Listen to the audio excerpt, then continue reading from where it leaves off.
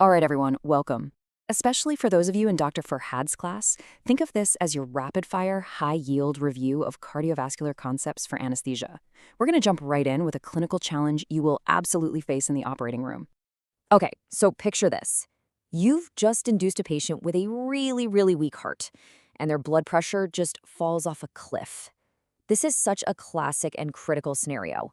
To handle it, we've got to understand the why behind this sudden and, let's be honest, pretty scary decompensation.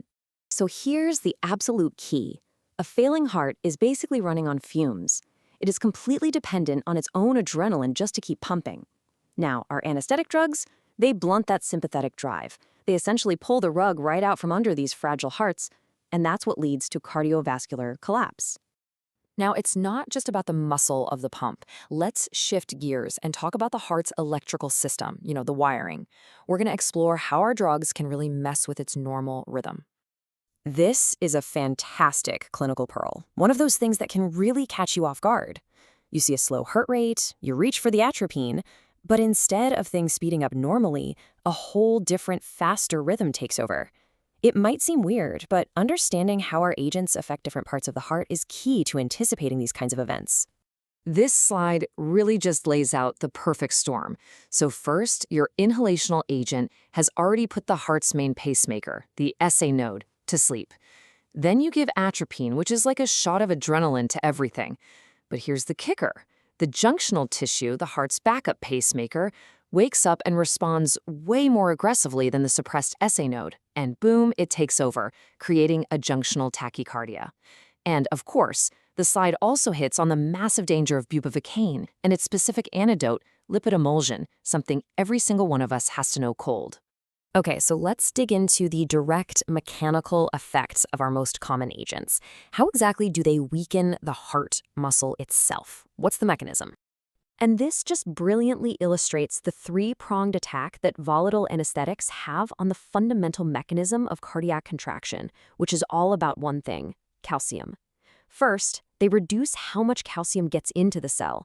Second, they mess with how it's stored and released inside the cell. And third, they make the muscle fibers themselves less responsive to whatever calcium is actually available. It's a triple hit. And hey, don't just take my word for it. To really hammer this point home, here's a quote you might just see again. This is a super high-yield concept pulled right from mock exams, which just cements how incredibly important it is to understand the central role of calcium in anesthetic-induced myocardial depression. Okay, for any patient walking in with coronary artery disease, this next concept is everything. It is the absolute core of safe anesthetic management. It's all about balancing the heart's oxygen budget. I want you to think of this exactly like your bank account. The heart has an oxygen supply, that's your income, and it has an oxygen demand, those are your expenses. Ischemia, or a heart attack, happens when the demand outstrips the supply. Our primary goal with every single thing we do is to keep this budget balanced. And here we break down the specifics. So, on the supply side, the big players are your diastolic blood pressure, because that's what pushes blood into the coronary arteries, and heart rate. Why heart rate? Because a slower heart spends more time in diastole, giving it more time to get perfused. Now, on the demand side, what burns up all the oxygen? A fast heart rate, the pressure the heart has to pump against, what we call afterload, and, of course, contractility. Now, here is a critical point for when you're in the OR. When you're looking for ischemia, what's your most sensitive monitor? It is not the ECG, and it's not the blood pressure cuff. It's the transesophageal echo, the TEE. It's an ultrasound probe that sits in the esophagus and lets you literally watch the heart beat. It will show you a segment of heart muscle getting weak and floppy way before you see any other sign. All right, so let's apply all these principles to two of the most challenging valvular lesions you will ever manage: aortic and mitral stenosis. For aortic stenosis, I want you to just think of one word: pressure. It's a pressure problem.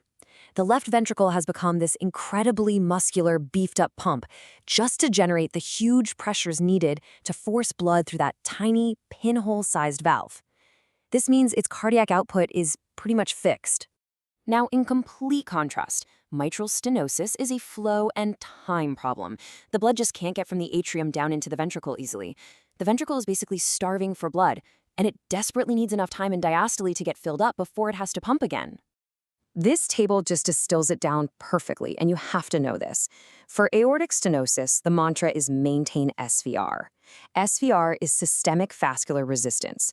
Dropping their blood pressure is catastrophic because you won't be able to perfuse the coronaries of that thick ventricle. You have to use a pure vasoconstrictor like phenylephrine. For mitral stenosis, the mantra is avoid tachycardia.